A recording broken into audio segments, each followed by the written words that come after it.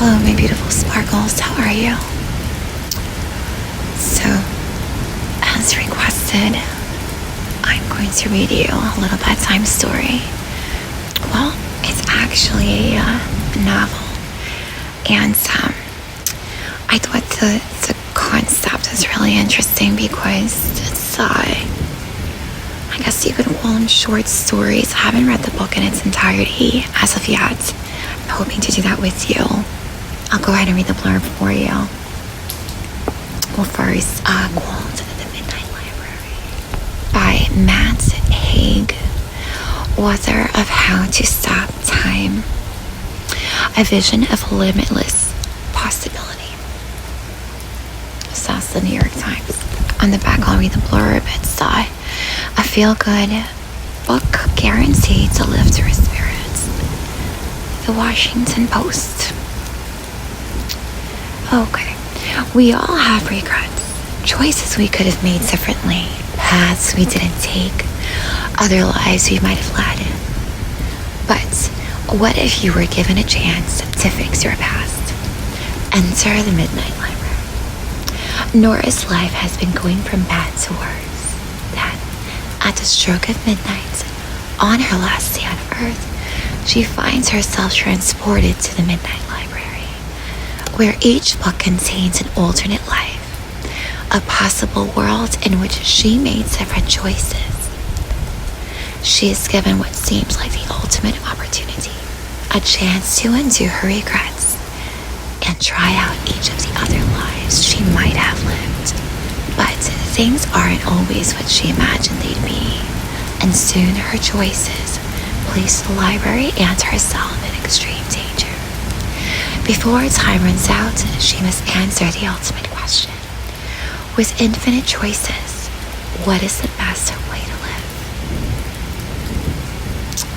I love that blurb. I thought, okay, I hope my readers enjoy it as well. It sounds intriguing. It sounds kind of keeping me on my toes. A little bit of situation going on there, and we'll go ahead and get started. I will try to read as softly as possible so that I can help you fall asleep and relax, calm your stressors and ease your worries, and relax.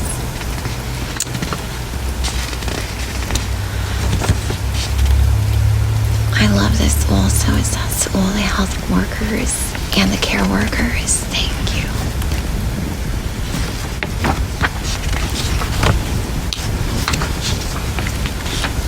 Page 1. A conversation about rain. 19 years before she decided to pass away, Nora's seat sat in the warmth of the small library in Hazeltine School in the town of Bedford. She stared at a chessboard on a low table. Nora, dear, it's natural to worry about your future, said the librarian, Mrs. Elm, her eyes glimmering like sunshine on frost. Mrs. Elm made her first move, a night hopping over the neat row of whiteboards. Of course, you're going to be worried about the exams, but you could be anything you want to be, Nora.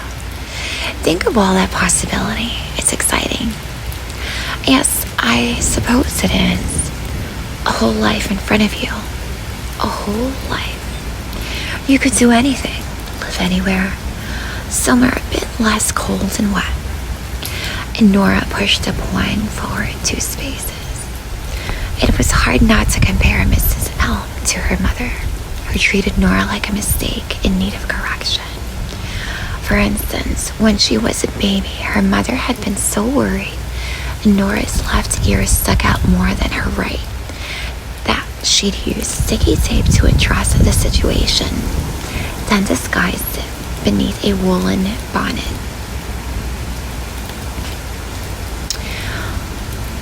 I don't like the cold and wet, added Mrs. Elm for emphasis. Mrs. Elm had short gray hair and a kind and mildly crinkled oval face, sitting pale above her turtle green polo neck. She was quite old, but she was also the person most on Nora's wavelength in the And even on days when it wasn't raining, she would spend her afternoon break in the small library. And on to page 2. Coldness and wetness don't always go together, Nora told her.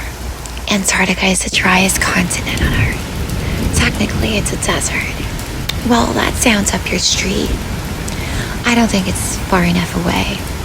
Well, maybe you should be an astronaut, travel the galaxy. Nora smiled. The rain is even worse on other planets. Worse in Bedfordshire. On Venus, it is pure acid. Mrs. Elm pulled a paper tissue from her sleeve and delicately blew her nose. See, with a brain like yours, you can do anything. A blonde boy Nora recognized from a couple of years below her ran past outside the rain-speckled window, either chasing someone or being chased. Since her brother had left, she'd felt a bit unguarded out there. The library was a little shelter of civilization. Dad thinks I've thrown everything away. Now I've stopped swimming. Well, far be it from me to say, but there is more to this world than swimming really fast. There are many different possible lives ahead of you.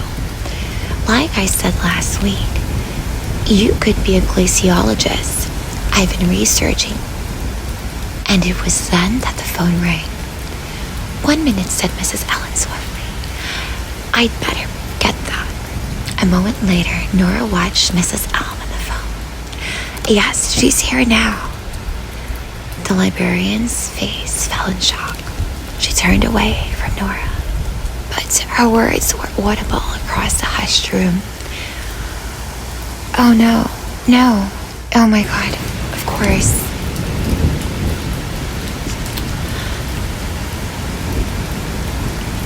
So, that was page 1 and 2. I'm curious about what's coming next because this is basically an introduction, and then it says 19 years later on page 3, and that it jumps over to page 5 with a title of The Man at the Door, which we will leave for next time. For now, my beautiful sparkles, I will close the story time and I bid you sweet dreams, a slumber full of relaxation, and so I'll go ahead and create a playlist so that all these short stories are conglomerated and you can listen to a long playlist so that you fall asleep and continue to listen throughout. Okay, I love you, and